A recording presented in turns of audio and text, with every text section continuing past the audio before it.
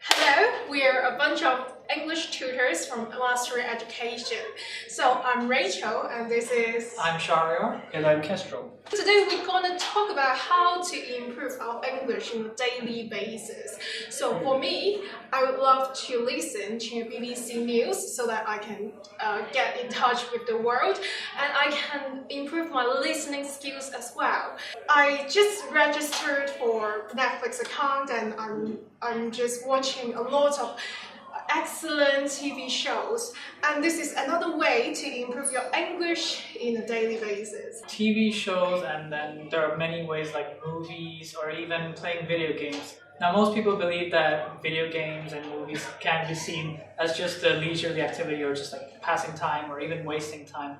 But we think that you can still learn from it because it's supposed to be learned with interest. So the more interested you are in the language, I believe you're going to learn faster. So pay attention to some minor details while you're watching a movie. Try to pick up on some vocabulary, sentence phrases, and there's just a lot you can learn. And definitely agree to Shahryar's excuse for playing video games.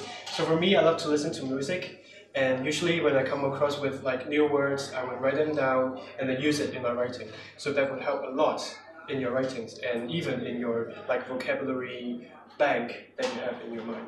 Yeah, and I think for Hong Kong students, the skill they're lacking is that they're not living in English. So most of the time, maybe you guys have learned English for 10 years or above, but when facing a foreigner, you don't know how to react. You don't the difference between native speaker and second language learner is that fluency. So you have to get the language flowing in your body. So it feels like an instinct, not that you have to translate word for word from Cantonese to English. In our lesson, we speak in English. We use English to teach English. But don't worry, most of the time, we use body language and other illustration to help you get into the meaning.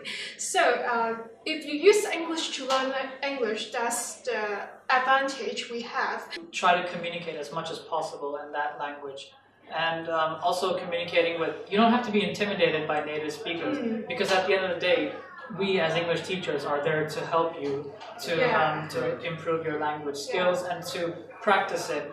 Most importantly is to practice it because learning it is, sure, it can be useful, but if you don't put it into practice, you're not really going to benefit much from it. Yeah, that's why we're trying to expose you to English with our videos, our maybe little games that we play in the lessons, and then to make you like feel that you have English in your daily life, and then you will actually feel that your English has improved without noticing it. You know, in Hong Kong, and personally, I've also grown up under the system where we're excessively drilled and just doing too much reading, too many reading papers, and just focusing a lot on grammar. So speaking is something that Hong Kong students in general lack, and we aim to develop that as we're helping other skills at the same time. A lot of them actually lack confidence in speaking English. That's why we're trying to like tell them that you're good, like you're actually fit for speaking English. I have one student that he always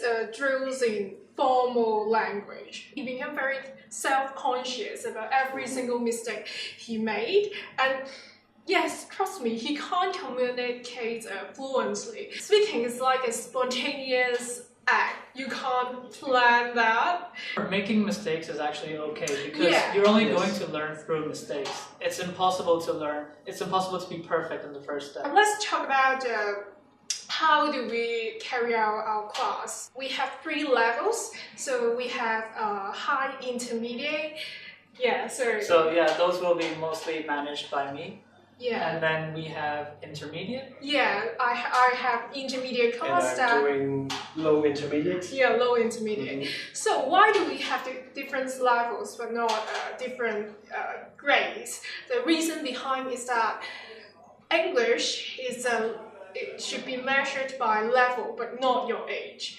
I think, and also for high intermediate, the level is roughly about DSE or S6 to S4, and for intermediate, the level is about S1 to S3, and for low intermediate, the level is like P6, P5, P5 to S1. P5, yeah, P5, P6, S1. So you don't get intimidated by and you don't by other students, and you don't have to compare yourself with the other students. We will all participate in making curriculum together and the teaching plans, but we are specified by different levels.